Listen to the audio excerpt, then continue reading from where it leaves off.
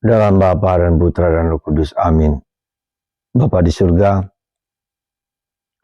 kami Kau panggil untuk berani mengatakan ya kalau ya, tidak kalau tidak. Artinya kami dipanggil untuk memiliki ketegasan dalam hidup. Supaya kami memilih Yesus di atas segala sesuatu. Itulah yang harus kami miliki sebagai umat Katolik. Bantu kami ya Bapa dengan roh-Mu. Demi Kristus Tuhan dan pengantara kami. Amin. Para saudara, hari ini kita merayakan Santo Martinus. Apa perlunya Santo Martinus di awal abad keempat? Ya, tahun 300-an. Dia seorang kafir pada mulanya, lalu menjadi tentara Romawi. Dan ketika dia bertemu dengan seorang pengemis di pinggir jalan, dia berani membelah ya, jubahnya yang jubah tentaranya dan diberikan kepada setengahnya kepada pengemis itu. Dan itu ditertawakan oleh teman-temannya sebagai orang gila. Tapi malam harinya Yesus tampil bersama malaikat dan mengatakan, Martinus, saya mendapatkan setengah jubah ini darimu. Dan itu membuat Martinus semakin bertobat. Dan akhirnya dia keluar dari ketentaraan dan diterima. Lalu dia menjadi imam. Ya, kemudian hidup dengan penuh keyakinan dan penuh kepastian. Saudara, keyakinan dan penuh kepastian. Ketegasan, self-determination. Bahwa Yesus adalah segala-galanya bagi kita. Dan itu harus kita perjuangkan dengan sungguh-sungguh. Saudara, bacaan Injil hari ini juga bicara tentang ketegasan itu. Kalau kamu punya iman sebesar biji sesawi, maka kamu bisa mengatakan kepada gunung, kepada pohon, untuk pindah ke tempat lain. Dan itu sungguh nyata dalam pengalaman orang Mesir, ketika orang Kristen Koptik yang berada di sekitar tempat pembuangan sampah. Dan itu tidak diperkenankan oleh pemerintah dan oleh yang beragama Islam di tempat itu. Mereka dipersekusi, mereka diancam ya, untuk pergi dari tempat itu. Tetapi mereka punya keyakinan itulah tempat mereka. Lalu mereka berdoa bersama uskup. Ya. Kemudian dengan doa Kyrie eleison, Christe eleison, dan mereka berdoa sungguh-sungguh. Dan Anda tahu, tempat itu kemudian tempat sampah itu pindah ke tempat lain yang lebih luas di atas sebuah bukit. Dan sampai sekarang tempat itu masih tetap berdiri. Menjadi sebuah gereja seperti ada unda-undaan begitu. Di dalamnya ada altar dan seterusnya. Dan sampai sekarang jadi nyata.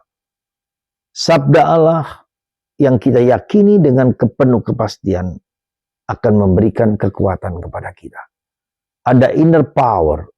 Ya, kuasa dari dalam batin yang membuat kita berani ya, yakin, percaya bahwa apa yang disabdakan Yesus bukanlah omong kosong, bukanlah ketakutan, tapi kecemasan. Anda bisa lihat dalam podcast, kita bisa melihat seorang pemuda umur 22 tahun yang bernama Yosef ya, Albert Michael. Seorang penganut dari agama sebelah yang kemudian menemukan bahwa Yesus adalah segala-galanya baginya. Maka sekali-sekali Anda perlu melihat seorang pemuda yang tegas sekali bahwa hanya Yesuslah yang memberi keselamatan. Dan kenapa agama Katolik? Karena agama Katolik punya otoritas yang mengatakan bahwa apa yang kita imani itu menjadi suatu keyakinan dan kepastian, kekuatan. Ada otoritas. Kalau di dalam agama Kristen lainnya ada begitu banyak denominasi. Ada 30.000 denominasi. Dan setiap orang berbeda. Tak punya otoritas. Mereka bisa mendirikan gereja sesuai dengan keinginan para pendirinya. Dan itu tidak ada dalam gereja Katolik. Otoritas, kepausan, uskup, imam, gereja.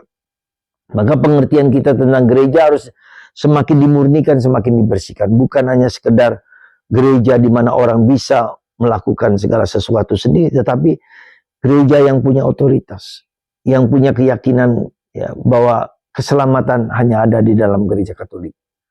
Hanya gereja Katolik yang mengatakan gereja Katolik didirikan oleh Yesus sendiri. Ini otoritas, ya, keyakinan gereja, bukan oleh siapapun. Bukan oleh bahkan pendiri reformator sekalipun. Gereja Kristus yang mendirikan. Dan kita yakin itu. Maka para saudara, kita juga dipanggil untuk memiliki keyakinan yang teguh. Tidak ragu-ragu, tidak takut, tidak cemas.